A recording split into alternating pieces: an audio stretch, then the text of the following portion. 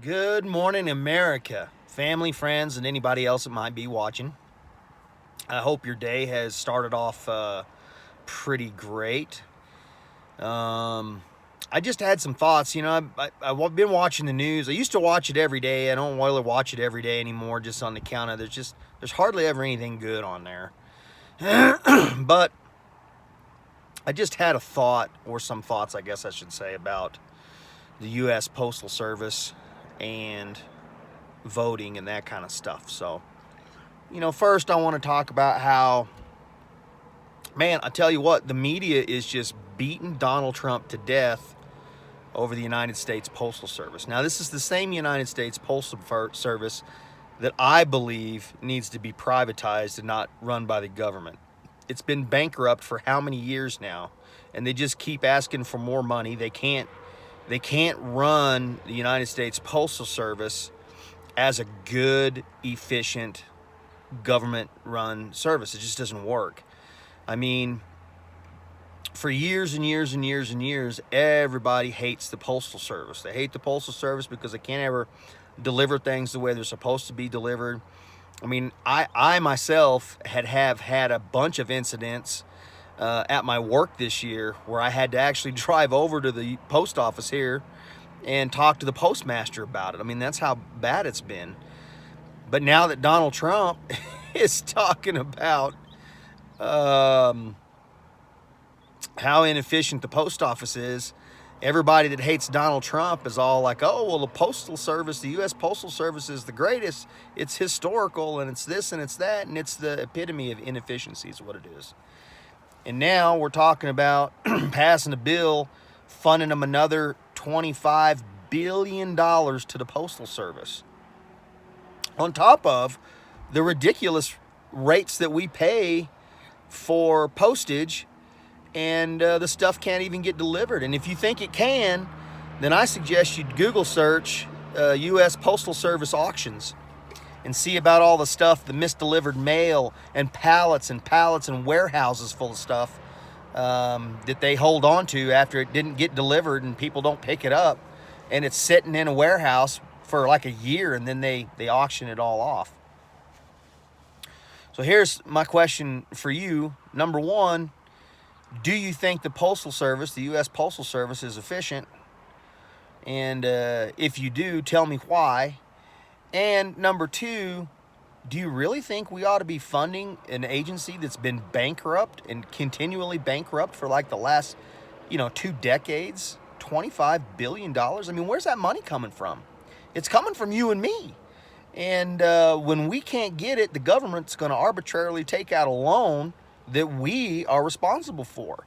The U.S. Mint will print a bunch of more money to give to the Postal Service, and then we'll be the ones responsible for the bill. So there's that. And the other thing that I just can't wrap my head around in terms of voting in general is why is there such a pushback against voter ID cards? I mean, think of this. The argument is that a voter ID card would suppress lower income families so that they couldn't vote. I mean, just think about that whole statement. Those same lower income families that you're talking about that shouldn't have to have voter ID cards, those are also the same families that have to have an ID card to open a bank account, have to have an ID card to get auto insurance, have to have an ID card if they're on welfare, got to have an ID card to get onto welfare. Which just don't get me wrong, I'm not knocking welfare. There's a bunch of people out there that genuinely need that assistance. There are also a bunch of people out there that are just riding the system, but there are a bunch of people out there that need that assistance, and so that's a good thing. But I just don't understand how having an ID card to go and vote that shows that you are a citizen of the United States and a registered voter is a bad thing. Like, I just can't wrap my head around why there's a negative there. I mean, it could also be used as an alternate form of identification. Sometimes a driver's license, sometimes you need more than one form of identification for something.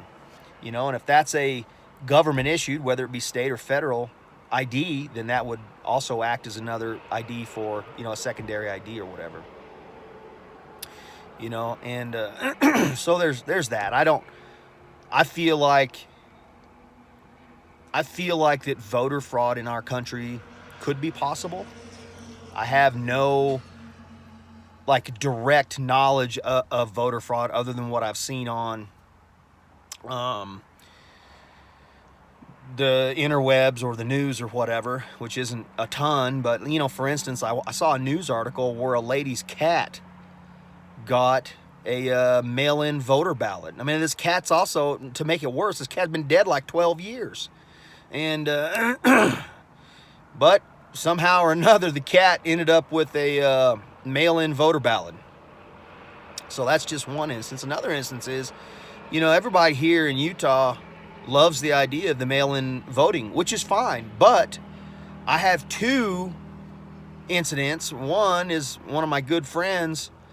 You know, we recently had mail-in voting for the governor's race here in the state. And one of my good friends didn't even get a ballot, never came in the mail, nor did my wife. My wife's ballot, if I recall, she had to go pick one up somewhere, you know? So that's the post office. Again, you know, I'm being inefficient or whatever. I don't know. I don't really know what to think about it all. I wish we could get, I wish we could get ourselves all on the same sheet of music.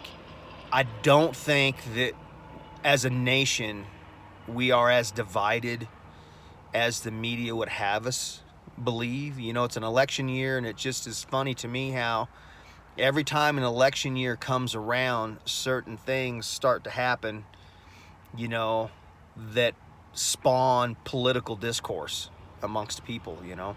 And I'm not saying a pandemic is what caused it. I'm just saying that that was maybe a catalyst to be, you know, kind of politically divided, you know. And I've said this before, I don't care who you vote for. Just make sure, A, that it's informed, and B, that you vote. You know, it's your right in this country. If you're 18 years old or older and a citizen of the United States, it's your right and your duty to vote. If you don't think like me, that's fine. If we don't have the same ideals, that's fine. If we don't have the same political affiliations, that's fine.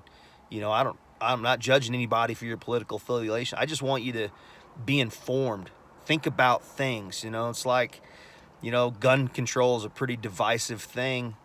And, you know, if you have a brain in your head, you can go on to the CDC and you can look at all the statistics. You ain't got to listen to these idiots on TV, you know, with their 30 caliber clip, fully semi-automatic Ghost, Spectre, whatever guns they're talking about. You ain't got to listen to that stuff. If you're a smart person, you can find a herd of information on the CDC about, you know, gun shootings. You can find that information on the FBI's website. These are bona fide statistics, not just shit that, you know, the CDC or the FBI make up. These are trackable, provable statistics, you know. But it's not just for gun control. I mean, you can apply that same detective stuff for about anything, you know. But if you got a brain, put it to use. Man, my grandpa Jim, he used to say all the time, believe half of what you see and none of what you hear. And basically what he was saying is trust but verify. So anyway, as always, I hope you guys have a great day. Keep your head up, stay safe, stay alert, stay alive, and we'll see you next time.